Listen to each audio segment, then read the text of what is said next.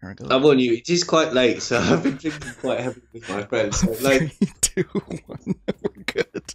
Well, it's late, and like you're expecting to have like gone to bed at this point. no, Uh, not really, but like, but you know, I'm fairly Well loose. into the evening. it's well Well into the into evening. the Well, evening. you're across the pond. Like for us, we're just getting into the evening. This is the off work time. Uh, so I'm glad you came back on, Neil. To the new format, which is considerably more laid back and not nearly as drunken, but a little more relaxed. We have good conversations, and you're probably one of the people I like having conversations with the most. I'm like, Neil, yeah, it's like I'm rejigging the format. You want to come on? Mhm. Fuck yeah, bruv. I'm like, okay, let's do this. And a quick shout out also to just a couple I got to do at the top of the show, to Ryan and the guys at King of the Dot and Foreign City, foreigncity.ca. It's going to be launching soon, and also to the people at Paracon, or Eastern Ontario Paracon. I'll be there tomorrow, 3:30 p.m. Eastern Standard Time, giving the big UFO disclosure talk because I got the inside information, the actual inside information on the secretive UFOs. $35 at the door, 30 in advance. Get your tickets now. It's going to be at the Bell's Corners Legion. If you're within 500 meters or so, oh yeah, your friend can talk. It's fine. Just get your tickets. Come on by. Or if you're in Ottawa, come by, say hi. And if you don't like what I'm saying, please don't take a swing at me. I've got some Brazilian jiu-jitsu skills. Although, we'll see. I was told there's going to be beer. Actually, I'm getting paid in beer. Getting paid in beer is awesome. I like having fun. Actually, okay, you can see me, Neil. We're good. Yeah, man. Okay, fantastic. How are you doing? How's it been? I'm very well, thank you. You like, man, I'm kind of stoked because dealing with the stuff I've been kind of going through for the last little while. There's very few people I know that can understand on a actual practical level the insanity that's going out there, considering we've discussed it on the show on multiple occasions. But you're kind of the guy to talk to on a real world sense, like not just from a conspiracy sense, but from you get what's going on and how it works. And I know that some people probably haven't seen you before. They've read your book, but maybe not necessarily are too familiar with some of the stuff we've done here before. You're pretty well the top conspiracy psychologist expert on the planet, at least one of, if not the. You've multiple books that are out right now, national television interviews on a constant basis. You're also I'm trying to remember if you're a bassist or a guitarist in a metal band. Well, I'm guitarist. It's really more crust punk, but like, but you know, I play but, technos, but so I have the genres mixed up for me. It's like, oh, you play techno, well, progressive house with some epic trance. Like, it's techno. Yeah, okay, sure, techno. We'll go with that. In addition to that, you're also a fan of battle rap, which is something yes, that we have a connection on. As yeah, you're no, you know, don't put you where your mouth is. Absolutely. Hang on, my idiot friend's arriving. that isn't the proper knocks. You don't get the worshipful master to open the door without the proper knocks. Sorry about that. It's all good. On this show, I've had my cats stick their faces in guests' faces before, or their asses in guests' faces before, and had our dog knock over a camera, during a 3.5 hour, multiple times during a 3.5 hour interview. Or, you sit back, you relax, you listen, you have a good time. How did you get into battle rap? And first of all, like what? I know that there's a UK, a very big league, or UK based league, and King of the Dot seems to be very eastern, like East Coast, and I know that it reaches into the West Coast of the US. How, as like a punk rock guitarist, it seems kind of interesting. I mean, I like hip hop as well. Like, I've got my ODB shirt on. Like, but yeah, I mean, to be quite honest, Grime Time. I used to watch Grime Time when King of the Dot sort of popped off a bit, like I didn't see the originations of it, but like very very early on, I think I think probably the first battle I saw was uh, that sort of led me towards that was Disaster versus Swave Sever, and Hmm. then obviously I started watching Disaster, and I saw Disaster versus DNA, and yeah, just got into it like that. I think it's great. I really like the sort of it's as close to watching sport as I'll get. I do occasionally watch boxing or MMA, just because I like the nihilism of people destroying one another. but I really like battle rap. And if I'm really honest, and this is going to sound desperately uncool, probably, but probably the introduction to battle rap that I had, being that I come from, the middle of nowhere in England, was Eminem, to be quite honest. Really? And from there, I saw a few, probably even like 8 Mile, to be quite honest. Hmm. And then from there, I saw a few of his videos doing what was it, Scribble Jam or Rap Olympics or whatever he was doing, and yeah, it's just fascinating to me. I think it's fantastic. I actually saw some battle rap live. Hmm. Years and years ago. Who did we go and see? We went to see Skinny Man, didn't we? And who was headlining that? Skinny Man and Roll Deep, Hmm. right? So these like quite underground UK hip hop artists. And at some point throughout the night, there was a battle rap thing. Out Deville played actually. Scorsese, who is an incredibly talented UK rapper, was a part of Out Deville, Hmm. and he was on actually at that gig as well. He's done some battle rap on an English league called it's Clash Money, which is actually I think it's actually based in Nottingham. So yeah, I really like battle rap. I think it's really it's got the aggression, it's got the witticisms. I think when you get that mix, I like this is why I very much like Pat Stay. Oh my God, Pat Stay. Oh. He's incredible. But he's got the delivery of a comedian, but he's got the aggression and the performance and the presentation of any of you sort of top tier rappers.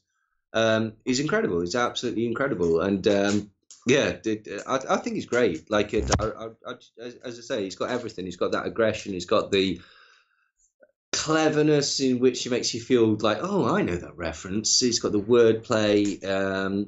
He's got the comedy. Yeah, and to be quite honest, I know they're your friends, and this sounds like a plug, but it's true. King of the Dart are the best battle rap league. They managed to get. They're better than URL because URL is for a certain like it's not you can't be too clever in URL. It's all about gun bars and stuff like that. It's brilliant. I prefer King of the Dart, to be quite honest. Yeah, I think it was yeah, it was Blackout 3, not Blackout 2. And that was Arcane versus Disaster, and I'd heard Disaster's more aggressive style, and like the lyricism behind it, and the pomp and the circumstance of just the production. It's like pro wrestling with Mm. lyrics, Yeah. and as they always say, like sometimes people take it too seriously, and it's supposed to be a show, and you're supposed well, you're basically there to lyrically destroy somebody as a Yeah. human being with the It's best insult it's possible. like an argument, isn't Pretty it? well. Really, it's like it is. It's like it's a debate, isn't it? But what I like about it is that there's various different ways that you can win. You can win by being the better rapper. What's incredible is sometimes one round can win you the entire battle. Like which is not often. It has to be a very spectacular round, but you've seen examples of that. I mean, there's argumentative. You can say that Loaded Lux won that particular battle against Calico with that one round, and that Calico had the more punches or whatever, but Lux had the thematic presence to carry it off, and it was yeah it you know it's almost impossible to score sometimes. That's what's interesting about battle rap. I mean, who's the guy, nameless, that's got his score system or whatever? I'd be very interested to see how that is because sometimes the delivery of a right of a bar or Mhm. whatever, and how it's received is as important as the actual written itself. And it's complicated. Yeah, it's brilliant. I think it's a massive amount of fun, and everyone Like should watch. it's you look at people on social on social media nowadays, Mm. and how you've got people who are just beefing back and forth, and I'm not exactly innocent. I'm pretty much the instigator in a lot of it, and I do it as big and bad as anybody else, and I don't care because it's like, oh, apparently I'm in the Illuminati, so it's like, okay, well, you Got got a to bunch of free time conspiracy sometime. nuts who are like going like, man, if I do anything, Are it's you? like, oh, man, I'm high level. I'm telling you, Oh, apparently. So you've got people who are already a little bit off, and they're not expecting it because they have the whole well niceness to it. It's like, oh, you have to stay positive. Like, you got to stay positive. You can't criticize. So when you come in and you criticize like a sledgehammer to the face, yeah. they go like, well, What's their argument with that? Why are you not allowed to criticize? Oh, sorry, because you've got to stay positive all the time. well, it's kind of the idea is that you don't criticize. You're supposed to stay positive because you have to have it has to be a community, and you have to be as part of this larger movement. And most of the time, it just comes down to you don't criticize so that you don't split up the Yeah, I you don't mean, split up the audience. It don't be a dick, oh you but can that doesn't mean you can't criticize. I mean, like for example, if someone's putting their face in a fan, should you say, "Ah, let them get on with it. They'll figure it out." Like, let's stay positive and see what happens. well maybe a lot of the time it's a positivity to keep an audience together because if you split your audience, then there goes your ad revenue.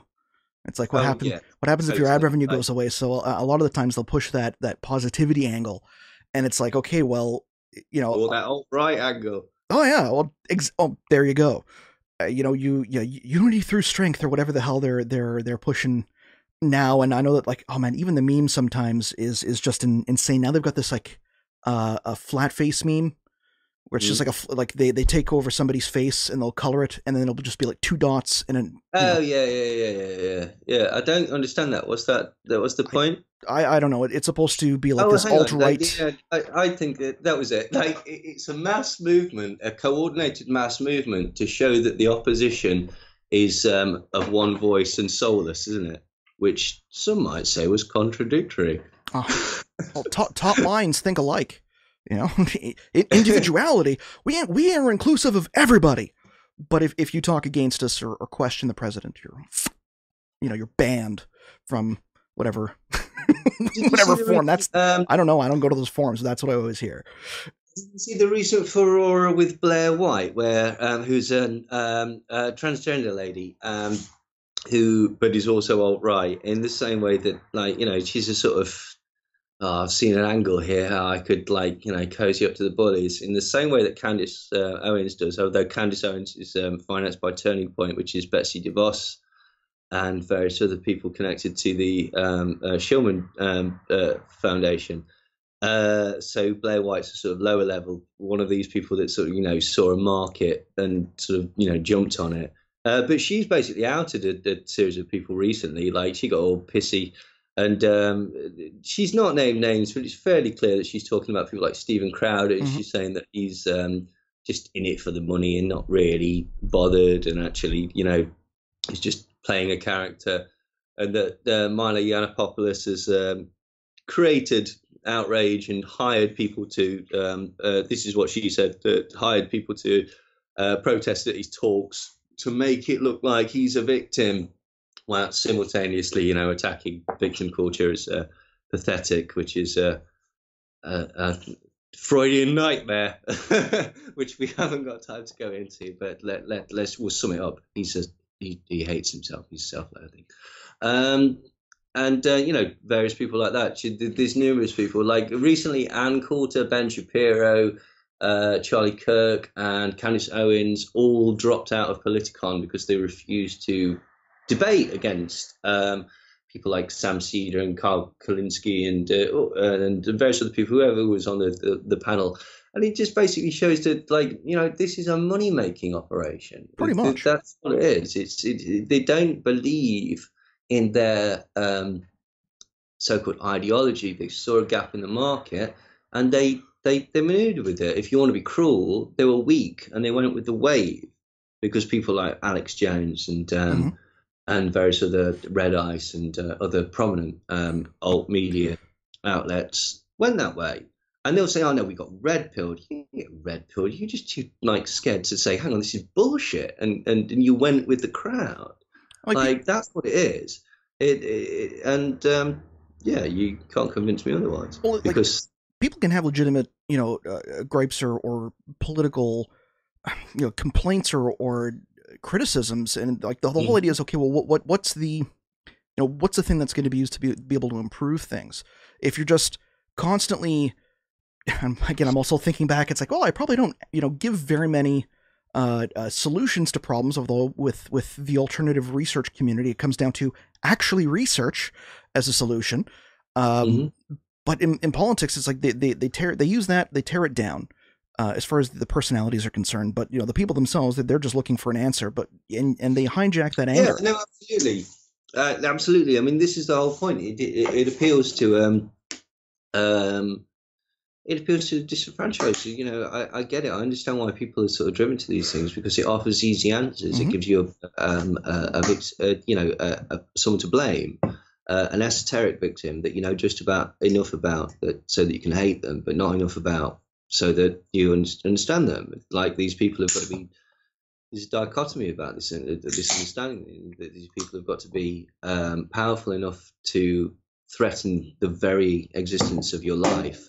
And also not powerful enough to have a forum to make a counter argument to this, which most people would look at that and go, well, this is oxymoronical. It doesn't make any sense.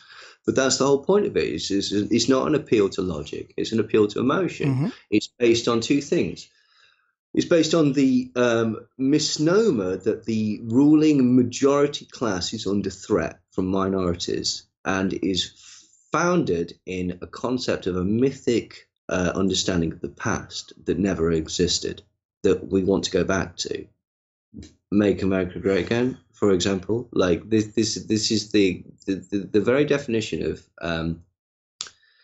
the imposition of tyrannical order, essentially. Like, it uses the fears and the hopes and dreams, essentially, of the normal working man. And it goes again. It uses them to go against their best interests. And I'm going to say right now, because it makes me sound like a right total lefty. The left is incredibly flawed as well. The problem with the left is that they essentially they are dismissive of the working people, dismissive of normal people. They have an attitude that is arrogant, that is sneering, and that says basically, no, you're not bright enough to understand what's going on. And this is a flaw with the left. They also have characters like Carl Kalinske, what's his name, John Oliver, and Stewart and stuff like that. It's very, very funny people. But the representative of the left wing is not a strong person. It is a beta cook. It is the sort of person that is intellectual, but it's not a strong. It's not a strong archetype for you to attach yourself to. And that is something very, very attractive that the right wing does promote, is that they promote strength, and they promote this sort of alpha type thing. And so it's very, very seductive. And this is an incredible flaw with the left. That not only did they do that, but they also essentially really shit on normal people by being arrogant and being dismissive of their ideas and dismissive of the understanding of the situation that a lot of people are in. And this is to say, this is very, very, very, very, very complicated, because, to be quite honest, if you ask me where I fell on the political spectrum, I'd be left. but I don't really vote because I don't actually think that the political system represents normal people, No, it and doesn't. I think it's just a dog and pony show. Um, but what I am interested in is how both sides utilize certain elements of psychology and certain elements of fear mongering and Hmm. certain elements of camaraderie and joining people to a group that makes them feel psychologically comforted, and how they utilize that to manipulate people and use people and send people out on a path. And I think that both parties and both sides of the political spectrum are guilty. But I think that it's more interesting to look at the right wing and the machinations of the right wing at the minute, because essentially they're on the rise and they are in power, and so they have the ability to actually implement or cause any change in our particular life.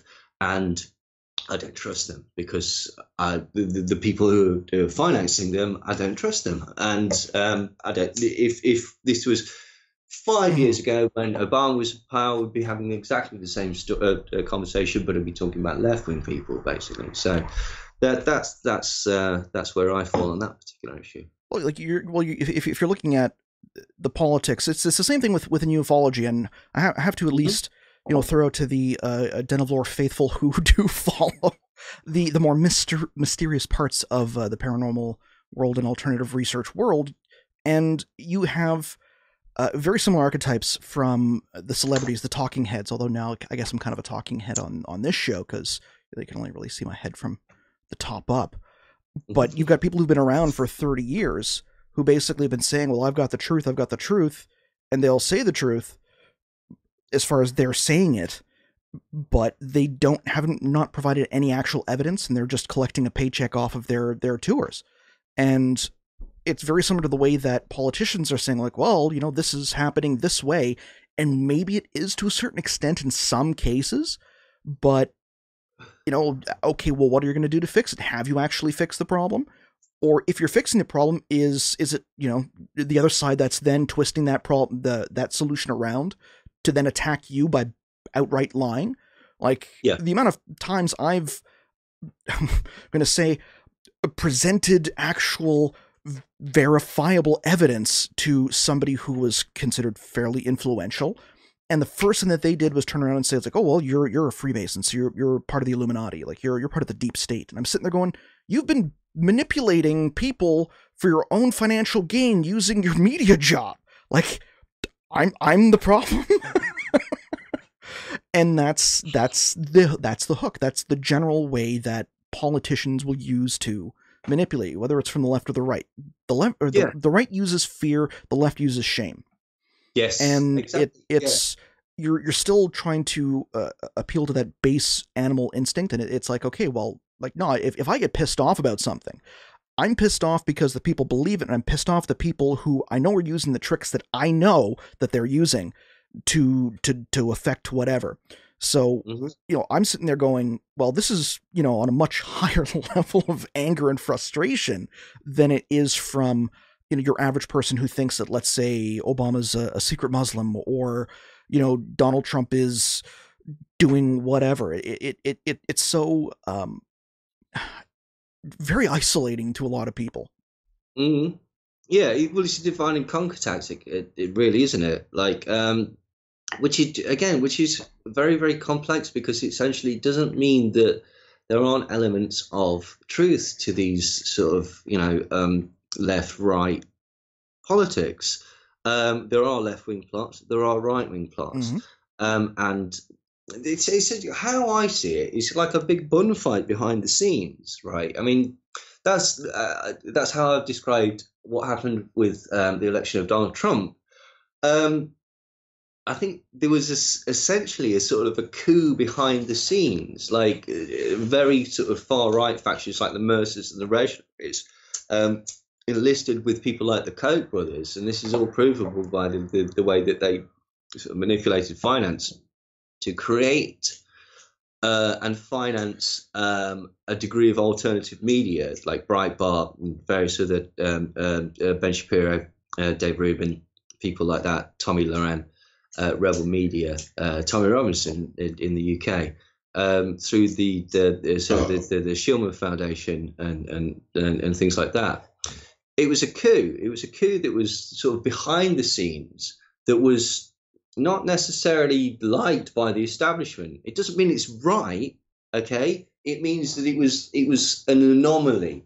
But what's incredible is that it's not necessary. Now, here's the thing that it gets even more complicated, because if you look at, say, look, what we've talked about before with like Cambridge Analytica and stuff like that, this isn't just sort of oligarchs and billionaires. There's elements of government involved in this. Like, for example, there's two major things. There's the use of Cambridge Analytica. Well, there's three. Sorry. There's the use of Cambridge Analytica with the Trump campaign, which is admitted.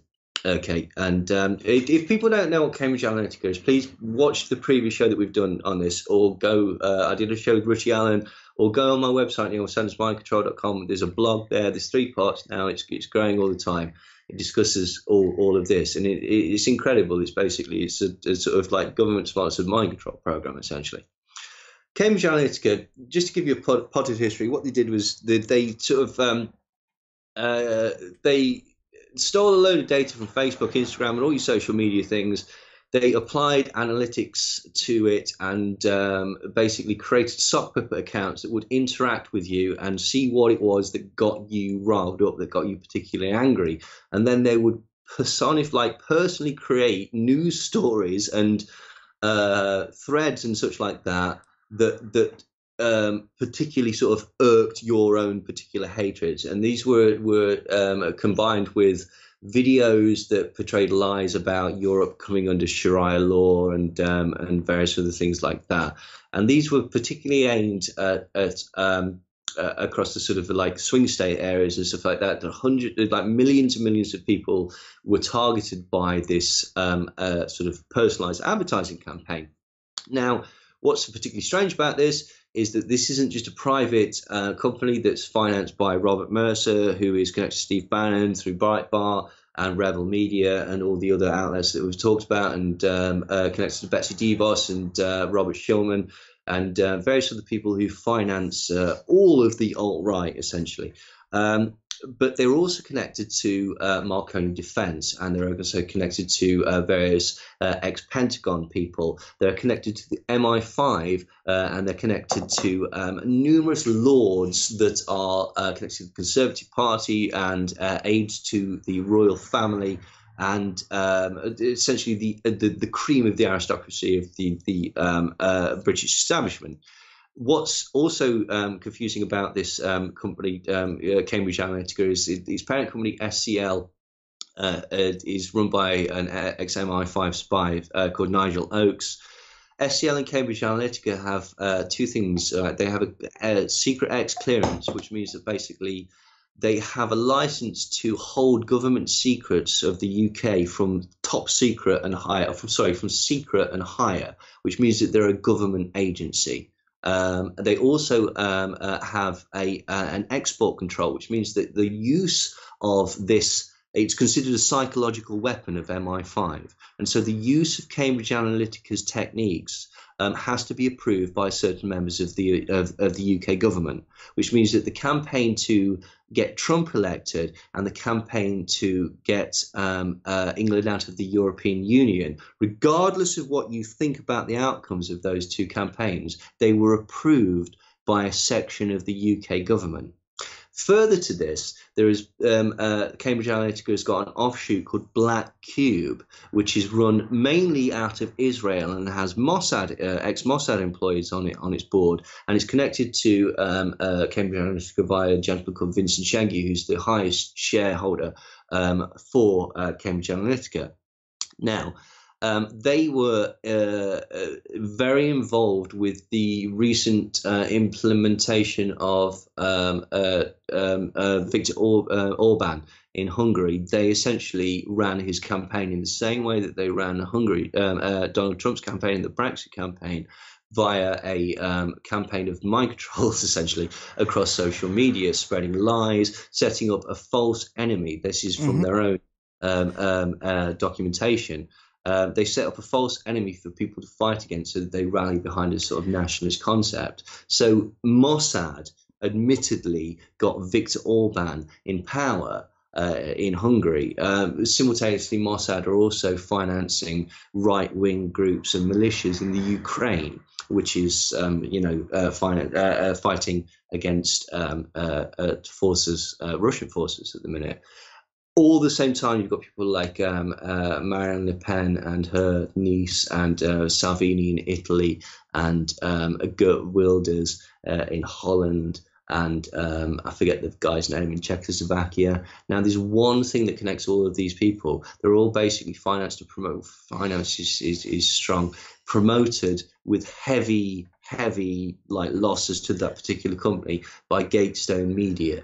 Gatestone Media is again run by basically Robert Shurman, Betsy DeVos, and another woman whose name is escaping me at the minute. But basically, it's all connected to Robert Mercer and this whole thing, which it is really sketchy, and it's really mental, because it's basically it's a lot of very rich right-wing people who also happen to be connected to sort of like Israel, in a sense that they're promoting the annexation of Palestine and Jerusalem being the capital, and where the for whatever reason.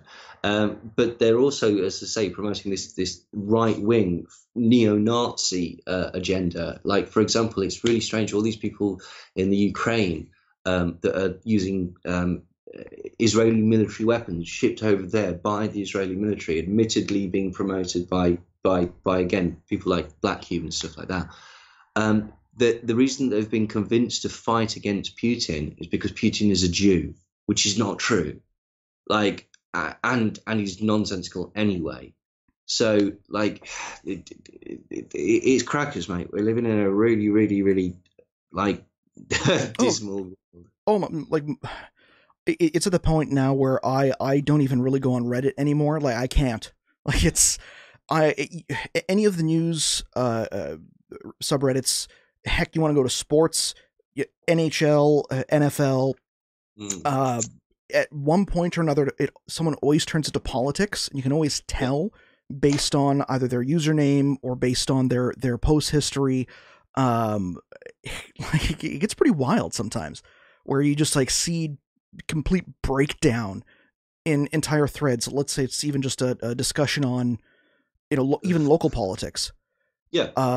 The big one now that's been over the last, I've seen it over the last couple of months now, which is the animal cruelty videos or posts. And you can usually tell because of the broken English, or they'll misuse the term for a local, like for a local spot.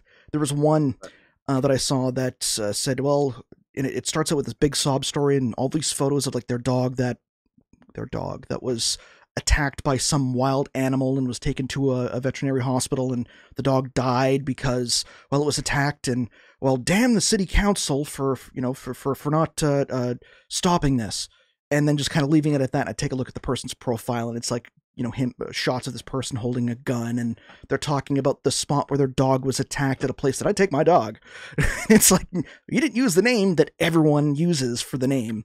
Your punctuation was wrong, and you're based in Toronto and Hamilton. Why are you talking about an Ottawa issue? And I don't know very many people who live in town who, have guns. It's few and far in between. Obviously, it's possible in Canada, but it just, things like that for me as a guy who knows social media and kind of has been using a lot of the same stuff since I was a kid. When it was called new media, to basically, what we called shit posting, or calling somebody calling somebody an asshat.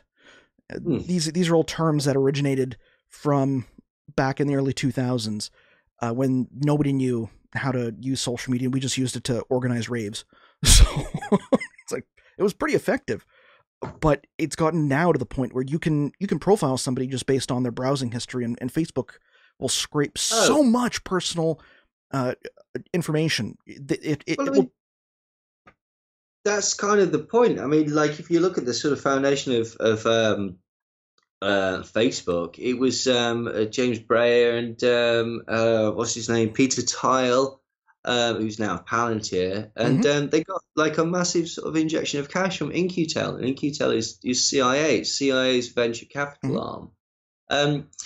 Facebook and Twitter and Instagram, like they're how far do you want to take it? Like they're they're an absolute like gift to local law enforcement because twats get on there and brag about like what they've done. Like, look at the drugs I've got, look at the guns I've got, look at the money I've got. Like, people watch that shit. Like, and on a sort of like national or international level, it's a data harvesting Mm-hmm. tool. Like, I mean, Throwback Sean Thursdays. Parker, the other guy, he's Justin Timberlake in the film. He was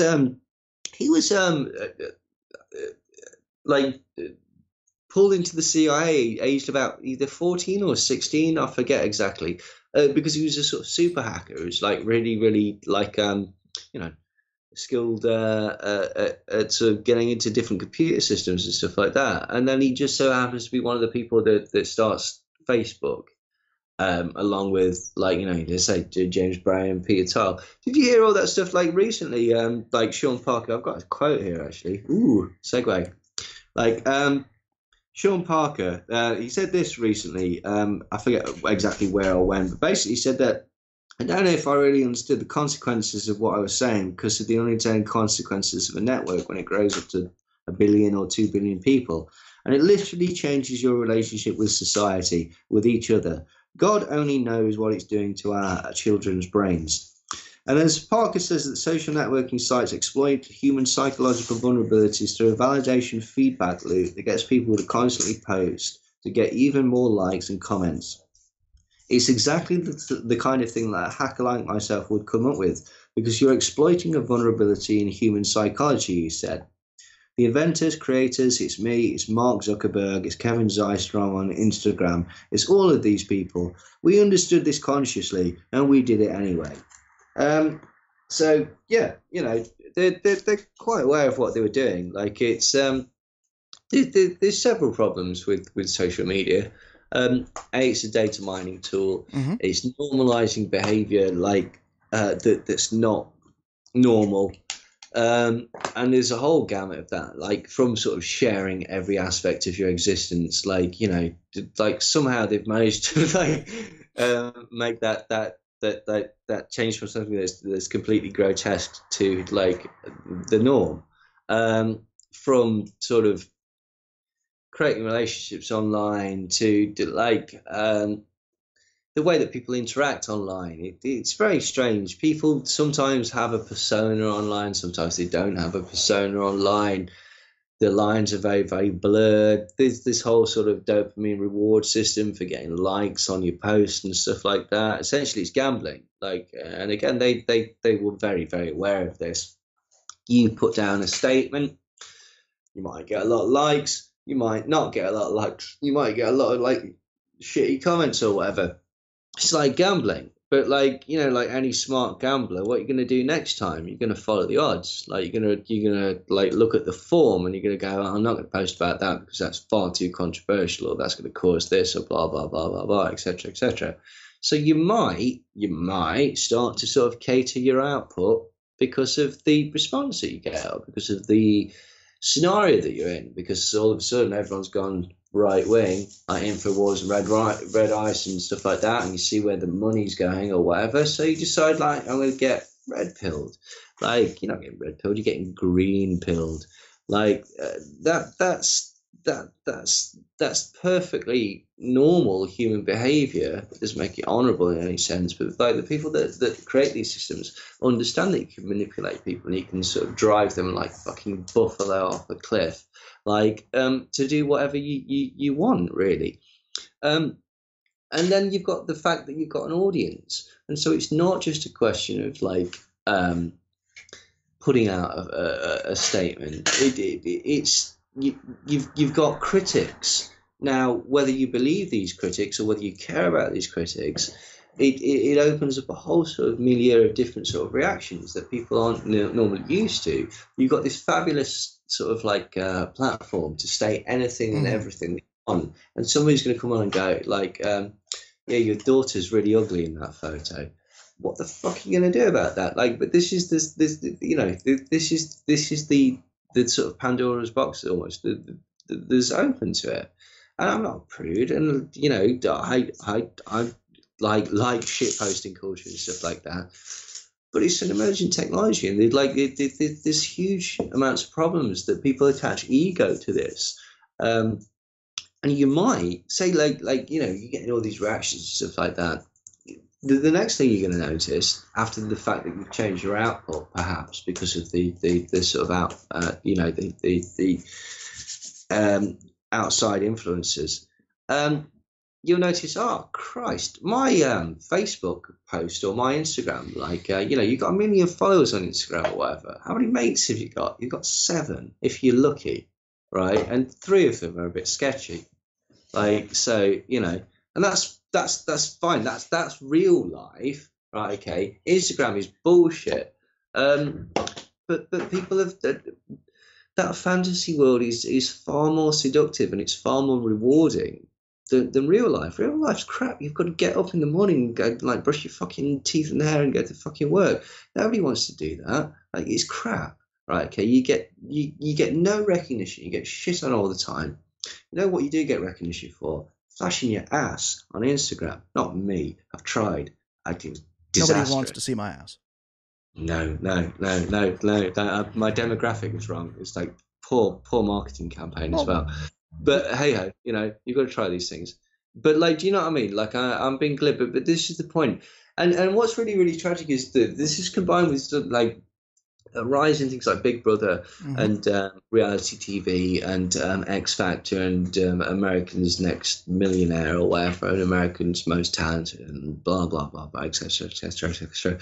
Where, you know, the concept is that basically you can become a person of significance by that, and here's the problem is that it's a constructive and weasel argument, because essentially you are a person of significance. Significance is you know, is whatever like somebody determines it to be. You're a fabulous person. You don't need this shit and this like sort of like recognition on an international scale, because essentially like it's false, it's fake.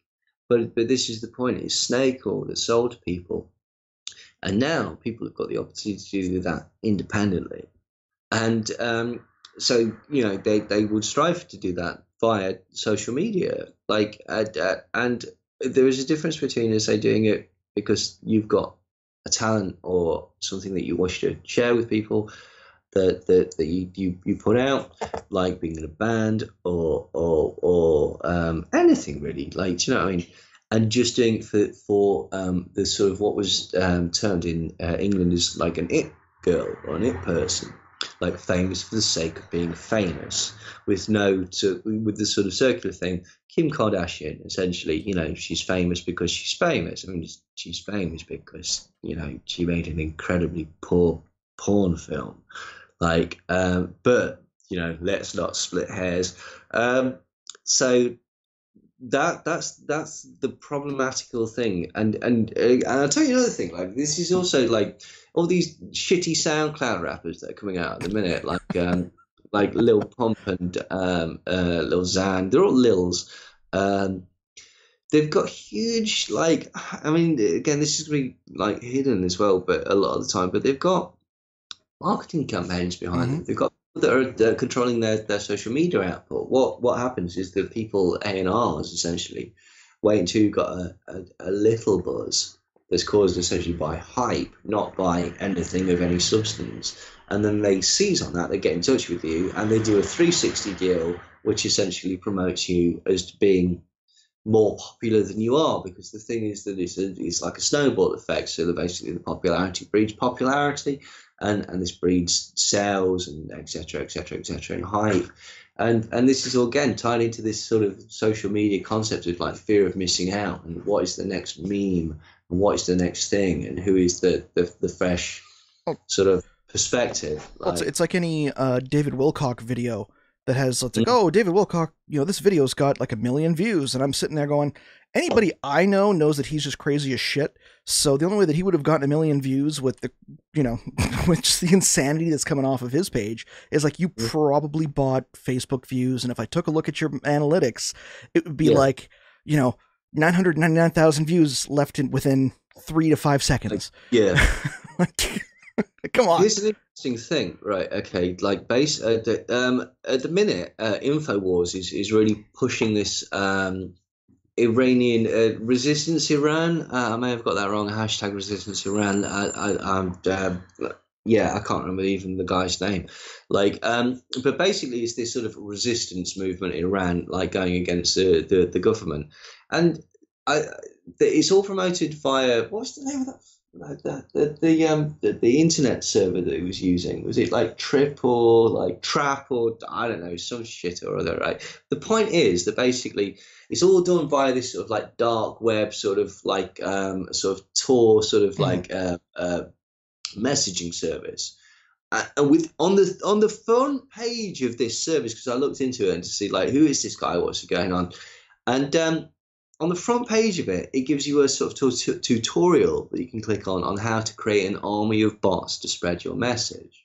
Now, what I found was interesting was that essentially, like, Alex Jones is pushing this guy. This guy, I don't know where he's come from. Like, he used to be a game show host in Iran, and now apparently he's got some sort of like Western media sort of connection, like, or at least to promote his story, like this, and he's behind some sort of organic revolution in Iran. I was like, this is bullshit. This is just basically like the Mossadegh thing right over again. This is exactly what the BBC did to spread discontent. It's entirely identical to the Arab Spring and various sort of like Twitter color revolutions that have previously been started in Iran. And again, I'm not fucking idiot. Like, I understand that Iran is not a pleasant place to be, right? And that there's incredibly harsh government crackdowns on various things, and I would in no way want to live there, right? But you know what? Okay, this is bullshit. Like, you're trying to foment a sort of color revolution, and to my mind, again, this is why they're doing it, right? They're doing it not because they think this will be successful, because they think this will be unsuccessful. Okay, what they're going to do is going to try and rile up via social media this organic uprising of people who are going to protest very, very publicly against the current Iranian regime, and they're going to get massacred, which is going to give the pretext for us to go, look at these bad bastards, let's go in there and get them. And it's so transparent. It's ridiculous. And the fact that is really troubling to me is that Alex Jones and Infowars are really, really pushing this. And it is so transparent, and yet nobody on their site seems to be picking up on this. That it's a complete retreading of previous successful endeavors to overthrow Iran. And it just boggles the mind, to be quite honest. Well, you look at the political solution to the nuclear crisis in Iran, and how that was essentially turned on its head. Now they're okay. Well, now we're going to put sanctions back on. Well, and again, I don't know for. I'm sorry. It's stupid. It's ridiculous. Well, and it's all boiling down to there's two things. Like, there's going to hopefully come out, but I don't think it will, because I don't think you can expose this level of corruption. The connections between Donald Trump and Saudi Arabia are huge, right? Okay, he opened 8 businesses. He closed them because of the emollients of investigation. But he opened 8 businesses in Saudi Arabia during the campaign. His daughter's foundation, they didn't actually get any of this money, but they received over $100 million from the Saudi Arabian government, right, for her foundation, which would make her business thrive. Technically not illegal, but ethically very, very dodgy. During the campaign as well, basically, I can find the exact quotes, but essentially they paid for the renewal of numerous of his hotels, the Saudi Arabian government. And what he did in return for this was he put, let me find the exact guy's name. He he put some guy, I can't remember his name. He's a lobbyist for the Saudi Arabian government, and he put him in an incredible. Here, Richard Holt. He's a lobbyist for the Saudi Arabian government. Richard Holt. He put him into a position of power as the commissioner of the White House Fellows. During his campaign, he took a $300,000 as a donation from the House of Saud to renovate one of his hotels. And his daughter also accepted over $100 million from Saudi Arabia for her foundation. Now, you've got to remember that basically, during the run-up to his election, he campaigned very hard on, like, release these hidden pages in Saudi Arabia's like the nest of terrorism and all this bullshit. Well, here's something that even goes further than this, and this will probably, I'm gonna say blow your mind and make people question. I'm not doing this from a right wing or left wing standpoint, but I know a little bit of a history of, the Middle East as far as the relations between Israel or Saudi Arabia and the peace process, because I followed it because when I was growing up, that's you read the news or you read whatever the hell was popular at that point, and for me it was like, okay, I'll read the newspaper. Michael Avenatti was on a race team with Abdulaziz bin Turki Al Saud, whose father is Prince Turki bin Faisal Al Saud, who was actually one of the more moderating forces to actually try and push the Arab states to recognize and start working with Israel. And I think at one point he was actually forced out by the current crown prince. Really? So take that for what you will, if you're into conspiracies. Wow. And one of the things that the Daily Caller had been attacking Avenatti on was that, his race team's father was part of the Saudi family who apparently knew bin Laden, and there's no actual connection between them. He hadn't actually seen him for years or even had contact with him. And one of the prevailing theories on the left is that, the moderating force sees the writing on the wall and is basically using his connections to try and stave off complete destruction of the Western world, because it's not going to be good for anybody. And it's at the same time, if you've got the Saudis who are funding Trump and Avenatti runs for president on the left, you basically have two sides, possibly potentially, of the Saudi royal family that are funding the two opposition members in that election. And how messed up is that? That's crazy. And of course, now to even further complicate that, we know who finances the Daily Caller is the Koch brothers. You've got to, is there perhaps an element of bias to that? But no, I would actually suggest that may well be correct. But yeah, this is the thing. It's a crazy sort of situation that we're in at the minute. Now, much of this is complicated by the internet. Well, that's the thing. It's like, okay, can you verify the information? Like, no, I can't. You can infer things and you can make common connections to say this is possible. There's possible and there's impossible. Possible that there are foreign forces that are funding certain aspects or political opponents. That happens every single election anywhere, and it's not good. It's not good. Job, the Western world does it. The other parts of the world do it in smaller countries. It's unfortunate, and it shouldn't necessarily it shouldn't be a part of the political process. Americans or Canadians. But it's a reality, isn't it? It is a reality, and that's. So this is the point. You can't sort of pretend it's not happening. Well, no. You just got to look at it in a sensible way. I mean, if we're honest, with regards to say, and I'm pretty sure I said this before, I don't think that Russia colluded with Trump. I think that Mercer and Cambridge Analytica and the MI5 and the Pentagon colluded with Trump to get him in.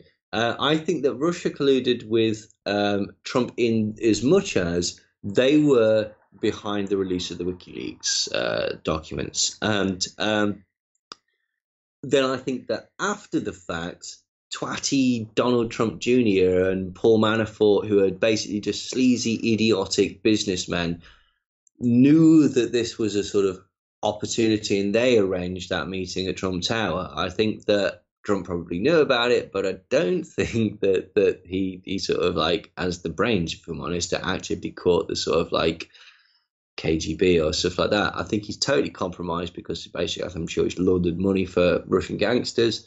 I don't know if the piss tape is true, but I'm sure they've got innumerable things that they could get him on. Yeah, that's the thing. But whether any of this will come out, I don't think it will. To be quite honest, I think that the Mueller investigation will fizzle out. I think he'll get re-elected in 2020, and I think life will get shitter for everyone in America. But there's this mechanism where basically, it can be blamed on other factors, which is, essentially also what the Tory government are doing in the UK at the minute. So the funny thing is, like, even though we're talking about this, and I know this is very conspiratorial, like, well, the people, I could do my Alex Jones impression, but my throat's still gone. But this is the same type of thing that people talk about in their kitchen tables. People talk politics and immediately goes to conspiracy. I actually watched a C-SPAN lecture on conspiracy in American politics. And it was like an hour and a half, and the first 15 minutes of it was essentially establishing the fact that conspiracy is like, you talk conspiracy and people think, well, you're a conspiracy theorist. Yeah. Okay. Well, what was the Kennedy assassination? That was a conspiracy, and who knows what was behind that? But that's part of the political process in the U.S. It is ingrained within the system and the psyche of the culture. Yeah, it's about dismissing. It's dismissing criticism as a status quo, essentially. Mm-hmm. Like, I mean, there's a slight misnomer that, like, that's the sort of classical conspiracy theory the phrase was created as a sort of riposte to investigations into the Warren Commission and JFK assassination. It's not strictly true, but it was popularized and the term was utilized as a snarl word. In order to just shut down any argument. So yeah, you're absolutely right. Oh, whilst we're on it, Alex Jones, what's your opinions on him getting caught with transsexual porn on his phone? Oh, he totally did get caught with transsexual porn on his phone. Not just one, but two open browsers. Like, and yeah, Oh, what's his name? McGinnis. I keep forgetting his first name. The guy who was fired from Rebel and is now like the Proud Boys fellow. Yeah, the Proud Boys founder, or you had to pick a name from a musical. They're like white supremacist anti-LGBTQ organization. And there's actually a video. You can Google it. I haven't actually seen it myself because it's like, I don't need to see it. But he goes on about stuff, and he's been on camera going anti-gay, and he goes and penetrates himself with a dildo on live on air. That's out there. I'm not kidding. It's out there. So these it's completely psychologically. Violently homophobic man shows like indications that he might actually be classed as homosexual, which is cool. Be fabulous. Like, hey man, but that's textbook. I mean, this is the point. It's about redirecting anger, isn't it? Like, this is like on both sides of the spectrum, but more virulently recently with the right wing. Is basically give an excuse for the failures in your own life. Like, now, what's really, really galling about all of this, from again on both sides of the spectrum, is it's really rich people telling really, really poor people that even poorer and more disenfranchised people are the fucking cause of their problems. It worked in the American Civil War, didn't it? Never understood that. Well, I do understand it, right? Okay, I'll tell you why. Okay, because like it's easier for me to hate chappie who's like got no fucking shoes, right? Okay, because he's come across the border, okay, for some nonsensical concept like he's taking my job, which is impossible because he doesn't even speak English, right? There's this huge confrontation of like different issues, than to have a go at the person that I know is fucking me over, right? And the psychological sort of like rewards are there. It's that easy dopamine sort of make me feel superior. Like, because the problem is that's a hard fight against that guy, right? And you might lose. You're probably going to lose, right? Okay. The best that you can do is sidestep their shit, right? Who wants to do that? Nobody wants to do that, right? That's why on both sides of the political spectrum, utilize that fear and that understanding that basically you're in a really, really difficult position, that essentially you're clinging to the belly of a beast that's running along and it's going to kill you when it stops. What are you going to do? You're going to jump off? You're going at 100 miles per hour. You're going to die. Like, you can't do that. And this is the fear mechanism that is utilized again on both sides of the spectrum in order to manipulate you to do something else. And the easiest way to do that is to give you a target and a cause for all the shit in your life. And it's those people. Like it's an old Greg Proops joke. You know what's wrong with this country? People from other countries.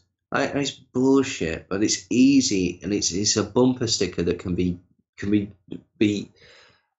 sort of like, you know, really, really sort of got behind. And what's really despicable as well is that to my mind as well, people might disagree with this, is the way that the Trump administration has utilized this, because it's such an oxymoron. This nonsense about him being a man of the people. He's got a track record of ripping off small businesses. He's got a track record of like utilizing the tax system to for his own benefit.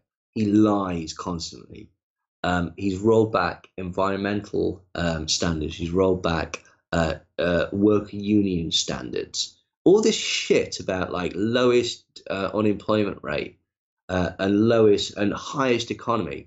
Why don't you look at realistic figures like standard of living or wages or how much it costs to live in that country, like what the metric is of what you get for a dollar and that type of thing, whether people are happy, whether people are dying, whether in a certain wage bracket because they don't have adequate health care. There's this stupid shit that's going on at the minute, right, okay, about socialism, trying to sort of like tie socialism in with hardcore Stalinist communism, right? You know what socialism is, right, okay? Free fucking school dinners, right? That's what it is, right? It's a healthcare that is paid for by a national insurance thing that benefits everybody, not just the wealthy, right, okay? There's a huge difference between socialism and Leninism and Stalinism and Maoism. And just like I've moaned about cultural Marxism on the last thing that we did, this is all based in the fact that people aren't fucking bothered to read, right? So they won't read the actual like core text. They'll read what some bigoted arsehole has written about those core texts and got completely wrong.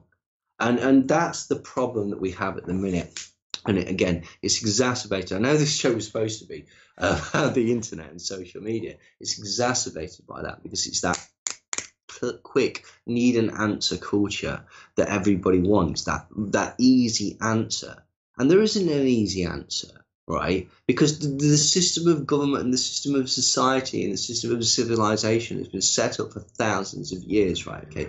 And the principal basis of it is to fuck you over so that a certain echelon of people can maintain what they're actually accustomed to, which is happiness at an aristocratical level.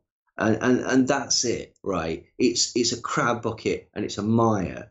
And there's two ways that you can go about this, right? Okay, you can follow the sort of like disarming sort of psychological comfort of hating other people, right? Or you can go the slightly more difficult route of actually liking people, actually getting to know people and getting to understand people and getting to empathize with people and getting to the point where you can understand other people's plight and the situation around that has caused this to come into play. But unfortunately, that's decomplicated. And like to quote Rob Newman, the problem with the world is that the majority of people are thick as shit, and they just don't want to do that. Okay, like they really don't, and it's a disservice. Right, okay, to the people that aren't thick as shit, that they don't actually step up and go like, what the hell are we doing being manipulated like this? I understand exactly what you're saying, that last part there. It's the kind of understanding that perspective. And again, this is a Canadian show, and I know, well, where you are, it's not legalized. Although, again, happy legalization, everybody. I'm going to stick to my Scotch, but if you want to be able to toke up and you're in Canada, uh, although apparently we sold out completely, our Canadian stock, like, is gone, coast to coast. It's I've not. got a It's phone number if you want. well, I'm sure if you attach it to a swallow, maybe an African swallow, just I'm sure Neil can hook you up. You can grip it by the husk. It's not about weight ratios. What are you talking about? I know that we're getting close to the end here because we're trying to do this whole like, we're going to keep it to about an hour, 3 to 5 that we used to do, or 7 when I would get really rip roaring and we'd get into like hard math, and by the end of it, I'm going like, I think I can see the universe now.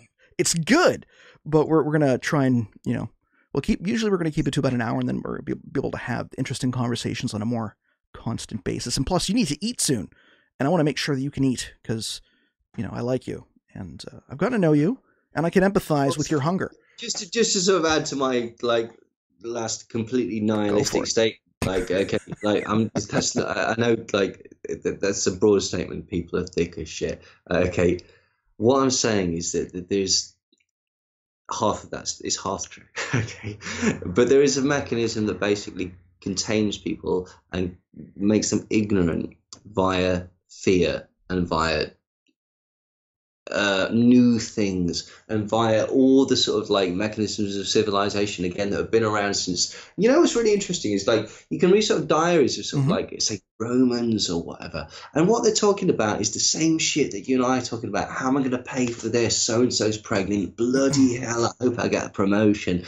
Bloody sodding guy Claudius is being a twat at work. All this sort of stuff. It's the same thing throughout civilization, and these mechanisms are there to tie people in and to get them to the point where they just don't have the perspective to react to people, because they react on a first level basis, which is the entire point of, say, propaganda, right? Which is to make people go, boom, quick, what's the response? Rather than go, hang on. That's nonsense, isn't it? And again, there's this whole milieu of different sort of media outlets at the minute as well that basically make it almost impossible for you to go against the grain, because you'll get shit on from a great height and you'll get stamped out immediately. And so, yeah, you do. Elitist, I just was being angry and glib. You do, and I'm kind of like socially masochistic in that way, where it's like the more hate that I get from the people that I know deserve to at least, I don't know, have their stuff exposed to a certain extent in terms of like, oh, you're somebody who doesn't have integrity. Okay, let's have some fun with this. And to see the paradigm be cracked a little bit, it's like at that point I know that I'm doing my job, because I believe that there's a certain amount of, the order is the truth, and truth ends suffering. That's kind of my thing, or the truth will set you free. That is a good experience from that. To be able to end things off, I'm going to ask you one thing. Okay. How is it that we, your common person, your common man or woman or pineapple or whomever or whatever you identify as, how can we, as regular folk, break through the crap that's out there to actually connect with people just on an emotional or one-to-one level, even if they do not have things in common? I know for myself, there are individuals that I have diametrically opposed political views on, that I have told, like, listen, I respect you as a guy, I respect you as an artist, I respect you as a father. We don't talk about this, or mention this word, or this word, and we're cool because I like you. I want to maintain that relationship. You know what that is, right? That's not fucking revolutionary, right? That's common courtesy. Right, that's how you get on. If I fucking hate, right? If I couldn't hold a conversation with racists, I'd never spoken to my grandparents. You cope. That's what it's about. It's about understanding, right? It's about just be nice. I know that sounds really hippie and shitty and like that sort of be positive shit that we were having a go at the beginning, right? But this is different. Just be nice, be courteous, be aware that other people have got. What's really weird, right? Okay, there's numerous examples where like someone said something on Facebook or Twitter or whatever, okay, and the instant urge for me is to go, you're an idiot, right? Okay, that's wrong, that's racist. You're only saying that because you're insecure and you feel like disempowered and you want to get some feedback and you want to get some like, yeah, I feel good about myself and it's pathetic and I'm going to stamp you down. And like, thankfully, I've not done, right? Okay, because later I've like sort of seen other posts from that person, and I found out that they've lost their job, okay, or they've got a health problem, or there's innumerable other things that stupid me that basically is ignorant of their life didn't know about. And you can't judge a person by a single line on Facebook, right? Okay. And I'm as guilty as anybody about this, right? Okay. And recently, say some really sort of like, I've seen some examples. I'm really glad I didn't respond to that because it doesn't matter what this person does. You can't sort of categorize yourself through it. It's very easy to sort of misrepresent yourself through like social media. And B, I don't know that person's circumstance. This is the problem about social media, is that basically it gives you a greatest hits, it gives you a potted history, okay? And it doesn't give you all the difficult stuff. It's not the difficult, weird third album. It's not the sort of like the way that Syd Barrett died and you had to go on to that and stuff like that. It's none of the sort of intricacies that make you you. It's just the sort of like, boom, easy, like, I can't remember the phrase, like a media soundbite, sorry. It's got to be soundbite you. And it's really, really, really easy to like shit on somebody that is acting out because social media has given them this sort of forum that they can in some way feel like powerful. It's not necessarily the right thing to do, but it's so complicated, dude. Like, I think essentially, like, to answer your original question, be nice to people, for fuck's sake, okay? Just to be nice to people. Don't be an arsehole. Just try and not be an arsehole. Other people are going to be, right, okay? And there's nothing that you can do about it, okay? And I'm not a like pacifist, liberal, blah, blah, blah, blah, or anything like that. I'm not a hippie, right, okay? But, every single bad situation that's ever happened in my life has been predicated by me being a bit of a prick. Okay, and you get to a certain age and you go, oh yeah, if you weren't a bit of a dickhead, then like that wouldn't have been as bad as it might have been. So try not to be a bit of a prick, eh? That would be the best advice that I could give to people. You've been following my social media for the last week or so, haven't you? It's like, this is very meta, and I could just see the crowd or the people sitting back on like, yeah, Chris, don't not be consistent. Like, yeah, like, ladies and gents, I'm actually going to try this new radical idea when I run into things that obviously are, as you said, very difficult to pass on. I know it's hard. It is very hard. Very hard sometimes. You know what? If you knew me, like, you'd go like, that's so hypocritical, Neil. Like, and it is, because I am as guilty as anybody else, right? Okay, but this is the problem. It's not helping anyone, is it, really? Well, there you go. Okay, so again, ladies and gents, the lesson for today, the cool shit you're going to learn on how to survive the social media landscape. Don't be a dick. I'm going to try. I'm going to try. This may be the birth of a newer, softer, slightly less a-hole-ish, Chris. We'll see, at least online, when dealing with some very out there theories with the paranormal. Although, you do need to be able to speak truth to power when it comes to stuff that just isn't true. It's just a matter of how, pick your battles, I'm guessing. That's kind of what you're getting. All right. Yeah. All right. Yeah. We'll go with that one for this week. I think I'm liking this new format, so I'm just gonna see if I can get the outro music playing and actually make sure it doesn't cut out at the end like I did the last time, because I didn't set it properly. Turn on studio mode here. You can kind of hear it.